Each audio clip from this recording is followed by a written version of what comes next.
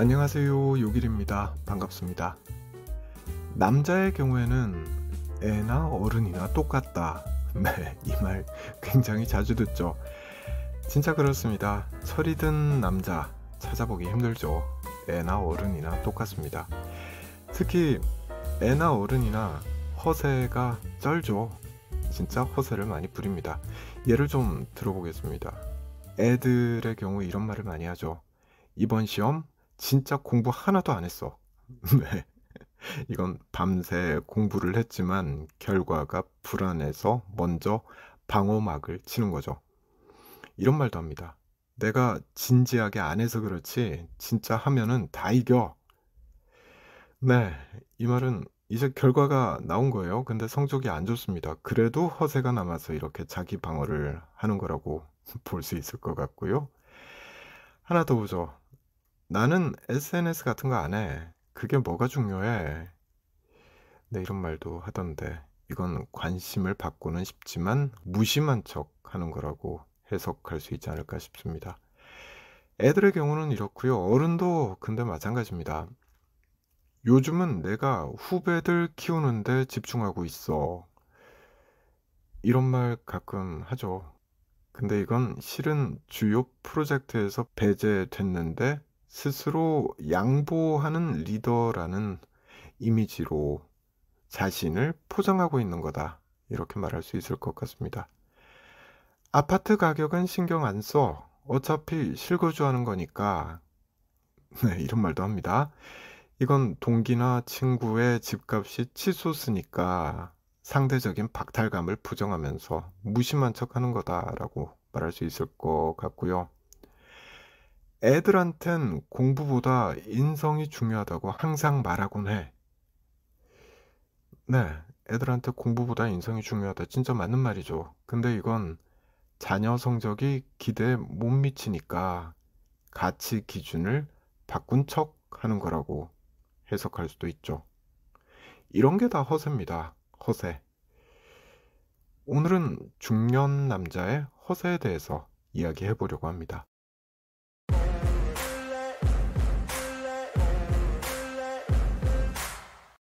중고 서점에 가서 찾은 책인데요. 남자의 후반전이라는 책이 있습니다. 2017년에 나왔고요.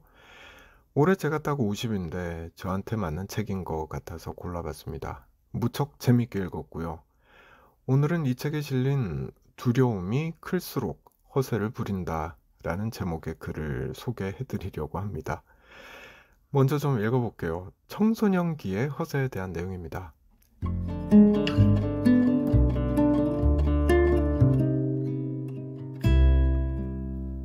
청소년기 아이들이 보이는 가장 큰 특징 중에 하나가 허세입니다. 고민 없던 아동기가 끝나고 청소년이 되어 보니 공부도 외모도 다 남들과 비교되어 힘이 듭니다. 잘하고 싶다는 열망, 폼났으면 하는 바람, 그런데 힘들이지 않고 저절로 되었으면 하는 마음이 현실을 보면서 무너집니다. 이렇게 왜소해진 상태의 자신을 보면서 아이들이 쓰는 가장 흔한 방어 기제가 부인하고 오히려 과장해서 대처하는 것입니다. 큰 소리치고 말 못하게 하고 두고 보라고 하고 까칠한 분위기 만들고 하는 등등. 이는 아이들이 힘들어서이기도 하지만 두려워서 만드는 분위기이기도 합니다. 최대한 허세를 떨어서 순간순간 모면하고 말로 받는 심각한 자기애적 손상을 줄여보려고 하는 것이죠.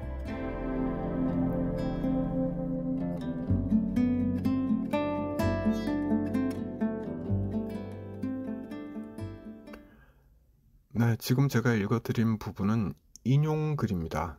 김현수 씨가 쓴 "중이병의 비밀이라는 책이 있는데 2015년에 나왔습니다. 이 책에 실린 내용을 오늘 소개해드리는 책 남자의 후반전의 저자가 인용했습니다. 그리고 저자는 제안합니다. 이 글에 나오는 청소년이라는 단어와 아이들이라는 단어를 중년이라는 단어로 바꿔보자는 거예요. 중년 남자라는 단어로 바꿔보자는 겁니다. 잠시 읽어볼게요.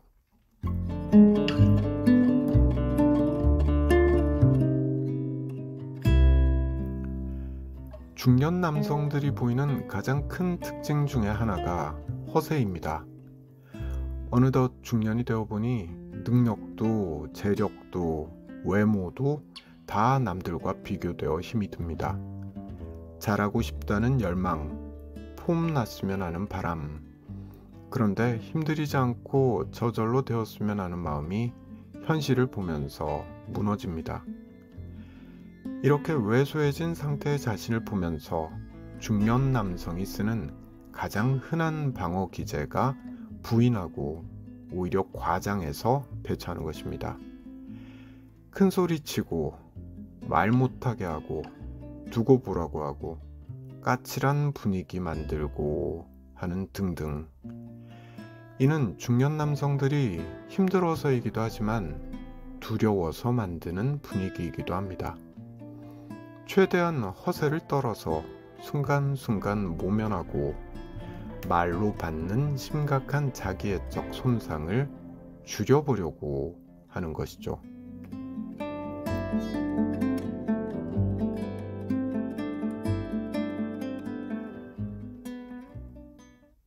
네, 너무 재밌죠. 남자애들 허세가 이렇게 심해요 라는 글을 먼저 읽어드렸고, 그 글에서 청소년과 아이들이라는 단어를 중년 남성으로 바꿔서 읽어본 건데 전혀 무리 없이 읽히죠. 너무 재밌습니다. 남자의 경우에 애나 어른이나 똑같다는 말, 이게 사실이라는 거 알 수가 있죠. 이 글의 제목이 두려움이 클수록 허세를 부린다라고 말씀드렸잖아요. 애나 어른이나 남자들은 무의식 속에 두려움이 있기 때문에 허세를 부린다라는 건데요. 이 이야기를 좀 더 해보겠습니다.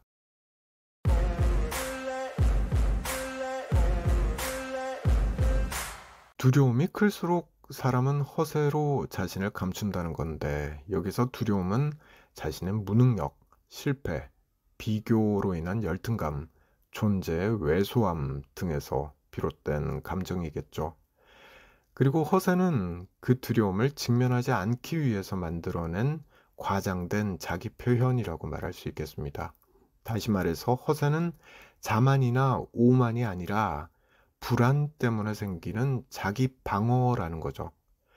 쉽게 말하자면 사람은 자신이 작고 약해졌다고 느낄 때 그 허약함을 드러내지 않기 위해서 오히려 더 크게 보이려는 경향이 있다는 거죠. 근데 문제는 이러면 이럴수록 내 마음은 점점 더 불안하고 공허해진다는 거죠. 왜냐하면 진짜 나와 보여지는 나 사이의 간극이 커지기 때문에 그렇습니다. 설명을 좀 해보자면 허세는 있는 그대로의 나를 감추고 과장된 나를 내세우는 행동이죠. 이렇게 하면 남은 속일 수 있을지라도 나 자신은 그게 진짜 내가 아님을 알고 있습니다. 무의식적으로 나 자신은 그게 내가 아니라는 걸 알고 있다는 거예요. 그러니 외부에서 아무리 칭찬을 받아도 내면에서는 이렇게 느끼게 됩니다. 사람들은 내가 아니라 내가 만든 가짜 모습에 박수를 치고 있어. 네, 나의 무의식은 이렇게 해석하게 되는 거죠. 이 간극이 엄청난 결과를 만들어냅니다. 외로움, 허무함, 그리고 심할 경우엔 자기 혐오를 만들어내는 거예요. 또한 지속적인 연기를 해야 되는데 이 연기는 에너지를 고갈시킵니다. 나를 과장되게 내세우는 행동, 이 자체가 심리적인 연기 활동이잖아요. 늘 남의 시선을 의식해야 하고 실수하면 들통날까 봐 불안합니다. 이런 상태가 지속되면 정서적인 탈진 상태가 오는 거예요. 그러니까 번아웃 상태가 되는 거죠. 자, 그럼 어떻게 해야 하느냐? 이런 결과가 나오는 걸 사전에 방지하기 위해서 나는 어떻게 해야 하느냐? 그 이야기를 좀 더 해보겠습니다.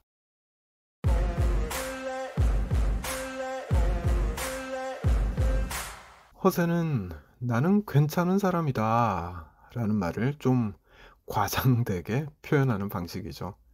네, 나는 괜찮은 사람입니다. 그래요, 사실이에요. 과장만 안 하면 좋은데 과장을 하니까 허세가 되는 거죠. 나는 괜찮은 사람입니다. 모두가 다 그렇습니다. 좀 더 구체적으로 표현하자면 나는 나 자체로도 괜찮은 사람입니다. 다 그래요. 과장을 하니까 문제가 되는 거죠. 나 자체로는 다 괜찮은 사람인 거예요. 이 책에 나오는 내용입니다만 내가 하는 일, 내 사회적 지위, 그리고 내가 만들어낸 성과 이런 게 나라는 존재를 정의하는 게 아니라는 거예요. 일이나 결과 없이도 나는 이미 의미 있고 가치 있는 사람인 거죠. 좀 예를 들어서 이야기해 보겠습니다. 의자의 본질은 앉는 거예요. 만약 의자의 다리 중에 하나가 부러져서 이 앉는 것이라는 본질을 상실하게 된다면 이 의자는 이제 무의미하죠. 그래서 폐기하게 됩니다. 돼지의 본질은 먹는 거죠. 네, 물론 애완용도 있습니다만 돼지의 본질은 먹는 거예요. 근데 만약에 돼지가 구제역에 걸리면 우리는 살처분합니다. 먹지 못하니까 그냥 폐기하는 거죠. 자, 그럼 인간의 경우는 어떠냐? 한쪽 다리를 잃었다고 사람을 어디 갖다 버리진 않죠. 왜냐하면 인간이라서 그렇습니다. 병에 걸렸다고 폐기하진 않죠. 왜냐하면 인간이라서 그렇습니다. 인간은 그 자체로 의미와 가치가 있는 존재라서 그렇습니다. 다시 말해서 나는 괜찮은 사람이다. 이 말이 잘못된 게 아니죠. 맞는 말입니다. 다만 이 말을 더 건강한 방식으로, 더 깊이 있게, 더 진심을 담아서 해야 하는데 그렇지 못한 경우에 허세가 되어버리는 거죠. 그럼 어떻게 하면 허세가 되지 않는 수준에서 나를 표현할 수 있는가? 이게 좀 어렵죠. 좀 본질적인 질문을 던져야 하기 때문인데요. 그래도 좀 이야기를 해보자면 오늘 소개해드리는 책 남자의 후반전에 보면 이런 말이 나옵니다. 이미 큰 존재는 커지고 싶어 하지 않는다. 이미 큰 존재는 커지고 싶어 하지 않는다는 거예요. 그렇죠. 근데 이 말은 역설적이게도 커지고 싶어 하고 완벽해지고 싶어 하는 사람은 자신이 작고 불완전한 존재임을 이미 스스로 인식하고 있다는 뜻이 됩니다. 내가 작으니까 커지고 싶은 거예요. 그렇죠? 이 사실을 내가 인식하고 있으면 큰 문제가 발생하진 않습니다. 근데 이걸 무의식적으로 무시하고 있으니까 문제가 생기는 거죠. 허세를 부리게 되는 거예요. 다시 말해서 나는 작은 존재라는 사실을 내가 알고 있으면 허세를 부리지 않으려고 노력하게 된다. 이렇게 정리할 수 있겠죠. 인식의 문제인 겁니다. 주제 파악이 돼 있으면 내가 과장되게 하는 말이 허세라는 걸 스스로 알게 되고 그럼 자제하게 되는 거죠. 이 책에선 지금 하고 있는 이야기를 정체성이라는 키워드로 설명하고 있습니다. 만약 청소년기에 나는 누구인가 라는 무척 본질적인 질문을 스스로에게 해보고 그 답을 찾으려고 노력해봤다면 남의 시선을 기준으로 삼는 삶이 아니라 자기 기준과 자기 방향을 세워서 살게 됐을 겁니다. 이런 삶을 산다면 허세를 피울 이유는 없는 거죠. 그런데 청소년기에 그런 질문을 던지고 답하지 못했기 때문에 그럴 기회가 없었기 때문에 중년이 다 돼서 제2의 사춘기라고 부르는 중년이 다 돼서 다시 이 질문에 봉착하게 되는 게 아닌가 싶습니다. 어쩌면 다행일 수도 있죠. 지금이라도 내 정체성을 파악하게 된다면, 그러니까 주제를 파악하게 된다면 내 남은 삶을 허세 없이 더 가볍게, 더 평화롭게 살아갈 수 있게 되지 않을까 싶습니다. 자, 이 맥락에서 그럼 그 정체성은 어떻게 파악하는 건데 이 질문도 나올 수 있는데요. 이것도 진짜 어려운 질문입니다. 예를 들자면 나는 어떤 삶을 살고 싶은가? 어떻게 대우받을 때 내가 존중받는다고 느끼는가? 어떤 순간에 나는 스스로를 사랑스럽게 느끼는가? 이런 질문에 쉽게 답할 수 있다면 내 정체성을 파악하고 있는 거라고 말할 수 있을 겁니다. 근데 어렵죠. 쉽게 답할 수 있는 사람 많지 않을 겁니다. 솔직히 말씀드리자면 다들 그러시겠지만 저도 이런 질문에 답하기 어렵습니다. 어릴 때 이런 질문을 받아본 적이 없었고 지금은 이런 질문을 스스로에게 던지고는 있습니다만 고민만 할 뿐 답을 찾지는 못하고 있는 것 같습니다. 아마 죽기 직전까지도 이럴 것 같습니다. 다만 하나는 변한 게 있는 것 같아요. 이제 주제 파악을 하려고 노력은 한다. 완전히 주제 파악을 다 한 것 같지도 않지만 하려고 노력은 한다. 이걸 출발점으로 삼아 보려고 합니다. 자, 오늘은 여기까지 하겠습니다. 고맙습니다.